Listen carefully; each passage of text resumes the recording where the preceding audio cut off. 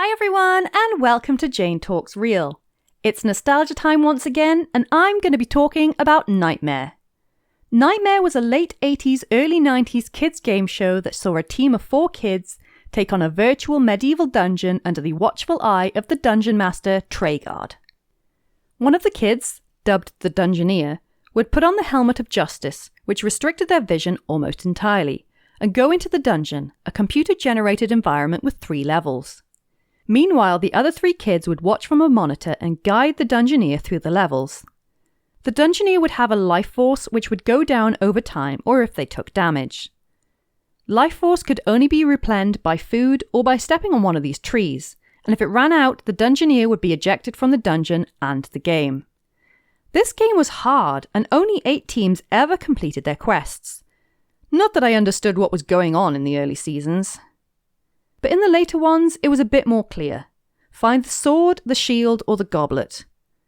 One of the objects was cursed. Not in the game, but one of the objects, I think it was the goblet, was never retrieved by any team in the show's 8-season run.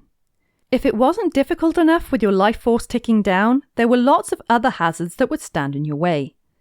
The dungeon itself was a little shit and could kill you with bombs, the iconic saw blade hallway along with plenty of other traps, and of course a disappearing floor in the most epic failure this game show has ever seen. Simon, Yes. sidestep to your left. On top of that, the dungeon was also inhabited by people and creatures that were out to get you.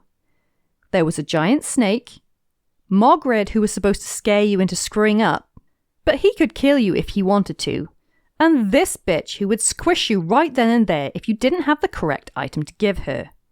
That was the thing in this game. You'd go into a room with items and you were only allowed to take 1 or 2, usually food and 1 other item. So if you left a vital item behind, you'd be out of the game faster than you got into it. More often than not, you'd have to answer riddles and questions set by the people throughout the dungeon, and the more you got right, the more the person posing the riddle would help you. There was a giant head on the wall and he would usually tell you which item you needed to continue. And Cedric, who looked and sounded like Wolf from Gladiators, would ask you 3 questions. Fail them all and he'd kill you. Get 1 right and he'd give you a hint. Get 2 right, I think he'd tell you what you needed to know to progress. But get 3 right and he'd actually go with you for a couple of rooms and deal with the hazards in the way himself. Handy that. But on top of all that, there were even more people to be found in the dungeon. There was Merlin, who was all about spells, obviously, and some elf who was confusing but also occasionally helpful. There was Gretel, who was supposed to help, but her hints were always vague, and finally Mildred, who Treguard described as useful but dangerous. She was a shapeshifter and would often take on the form of other people, and her favourite trick was to disguise her cauldron as the well that would lead to the next level. I remember one particular room that I would be super stuck on, and that was the chess room. Maybe 80s kids have more of an idea of how to play chess, but I wouldn't have had a clue. As the dungeoneer progressed through the dungeon, they could collect spells or be gifted them. To use the spells, the rest of the team would have to say spellcasting and then spell out the letters of the spell. But to stop or undo a spell, they had to spell it backwards, which worked as long as you spelled it correctly. Each episode was only 20-25 minutes long, so if a team was still in the dungeon when the episode ended, there would be a temporal disruption and everyone except for Treguard would be frozen in place until the next episode. But what would happen if a team was still in the dungeon at the end of each series? Well, they'd face an impossible task and automatically be pulled from the dungeon. That's not fair! Treguard was joined in later seasons by Pickle, an elf who had the kind of eyebrows that would make the Vulcans jealous.